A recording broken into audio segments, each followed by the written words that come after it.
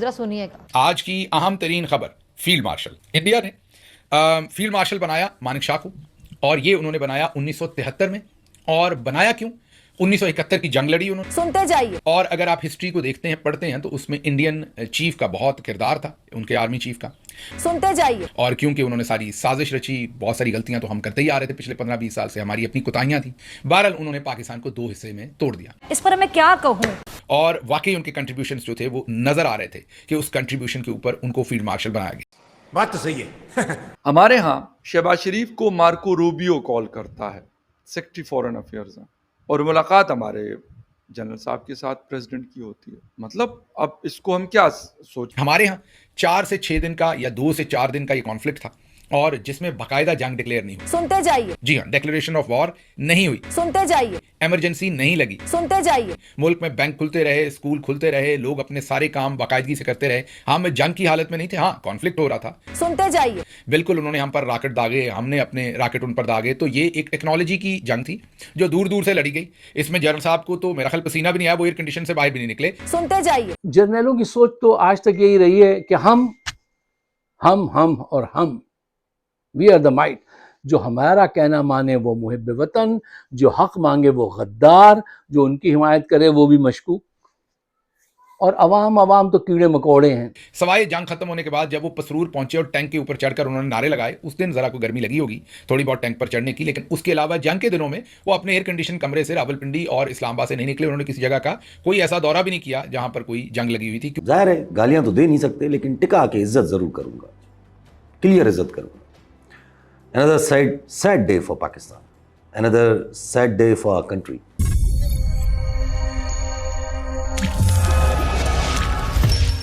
नमस्कार दोस्तों, भारत पाकिस्तान की 4 दिन की चली जंग, जिसमें भारत ने पाकिस्तान के 11 आतंकी अड्डों का सफाया कर दिया और 4 एयरबेस को उड़ा दिया, जिसमें सबसे अहम नूर खान बेस, जहां पर भारत ने बरमोस मारकर 30 फीट का गहरा खड्डा बना दिया था। लेकिन इसके बावजूद पाकिस्तान ने खुद को विनर घोषित कर लिया, बिल्कुल वैसे ही जैसा कि पहली 4 जंगों में किया हुआ है। अभी 4 दिन की चली जंग के बाद पाकिस्तान के आर्मी चीफ ने खुद को फील्ड मार्शल बना लिया, लेकिन ये बात कुछ पाकिस्तानियों को पच नहीं रही है और वो इसकी सच्चाई से पर्दा उठा रहे हैं। इंडिया ने फील्ड मार्शल बनाया मानेक शॉ को, और ये उन्होंने बनाया 1973 में।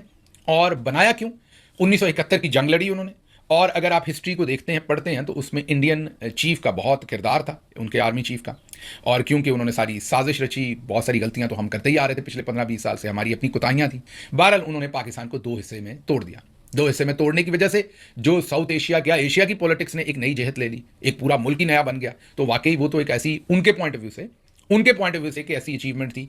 लेकिन उसके साथ साथ असल बात, जो मेन बात यह है कि मानेक शॉ बहुत ज़्यादा पॉपुलर हो गए थे, और उनके बारे में फिक्र ये किया जा रहा था कि वो कहीं सियासत में एंट्री ना दे दें। तो इंदिरा गांधी साहबा ने उन्होंने सील लगाई थी उनकी डील पर, और उनको उन्होंने फील्ड मार्शल बनाया था। क्योंकि फील्ड मार्शल ऑनरेरी है और ताहयात रहता है, आप रिटायर्ड नहीं होते, जिसका मतलब ये है कि आप एक्टिव ड्यूटी रहते हैं। वो इसलिए उनको कहते हैं, बहुत सारे पॉलिटिकल पंडित कहते हैं कि वो इसलिए उनको फील्ड मार्शल बनाया गया था ताकि वो सियासत में एंटर ना हो सकें, क्योंकि सियासत में एंट्री के लिए 2 साल रिटायरमेंट के बाद तक आप पर कदगन होती है, फिर आप सियासत कर सकते हैं। तो उन्होंने कहा इन्हें फील्ड मार्शल बना दो, बस इनके गले में ये ढोल डाल दो, ये बजाते रहें और इस दुनिया से चले जाएं, क्योंकि वो बहुत पॉपुलर थे, कहीं वो सियासत में ना आ जाए। बहरहाल इस पर 2 राय हो सकती है इस बात पर, लेकिन ये एक राय। फिर उन्होंने फील्ड मार्शल बनाया, कैरियापा उनका नाम है, शायद मैं इसको प्रोनाउंस दुरुस्त ना कर रहा हूँ, फील्ड मार्शल KM कैरियापा। इन्हें 1986 में उन्होंने फील्ड मार्शल बनाया।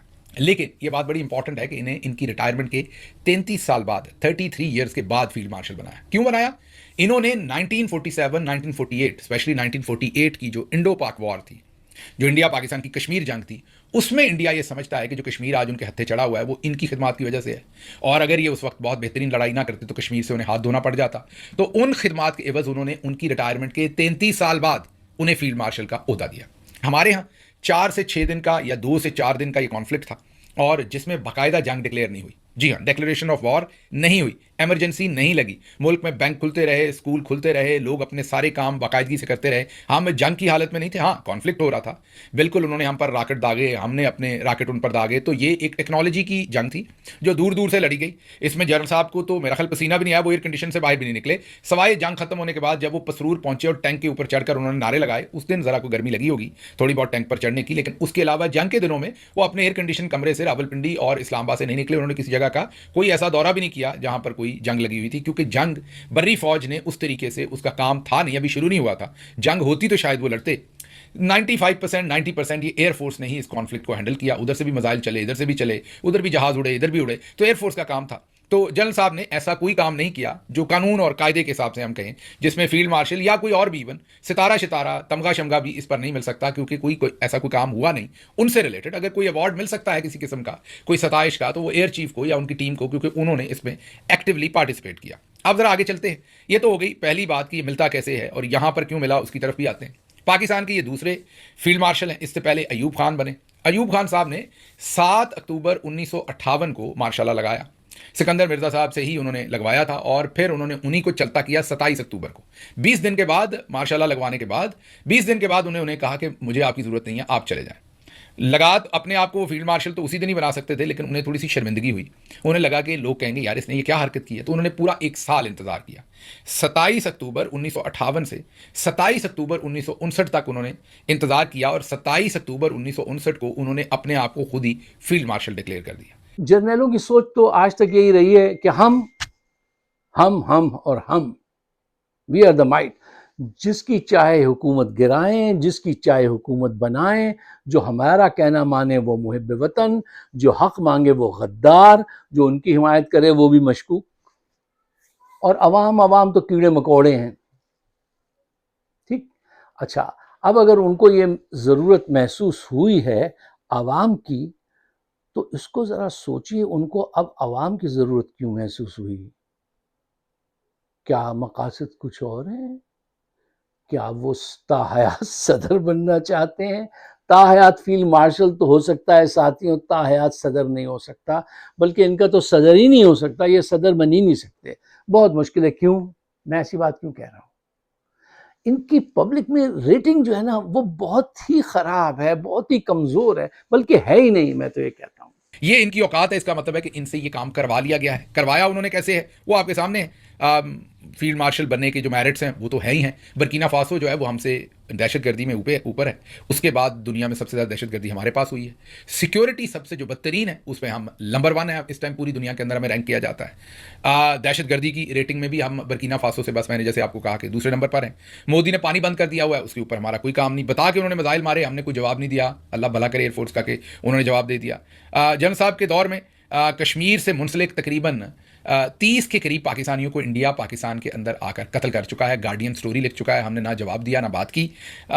फिर इसमें एक रिटायर्ड ब्रिगेडियर भी शामिल हैं जिनको इंडिया ने कत्ल किया। ब्रिगेडियर हमजा गालिबन उनका नाम था, अगर मैं गलत नहीं हूँ। उनको भी शहीद किया गया था। उसके बाद जाफर एक्सप्रेस पाकिस्तान का सबसे बड़ा दहशतगर्दी का वाकया, पूरी ट्रेन ही कब्जे में हो गई। आज तक नहीं पता वो फेलियर किसका था, कैसे था, कहाँ से प्लान हुआ। 9 मई आपके सामने है जो कार्रवाई करवाई गई, जैसे करवाई गई, जो झूठा सारा बयानिया बनाया गया, फिर इलेक्शन चोरी किया गया, फिर 26 नवंबर को लोगों की कत्लो गारत की गई। तो फील्ड मार्शल के लिए मेरा ख्याल इतने लवाजमात काफ़ी हैं।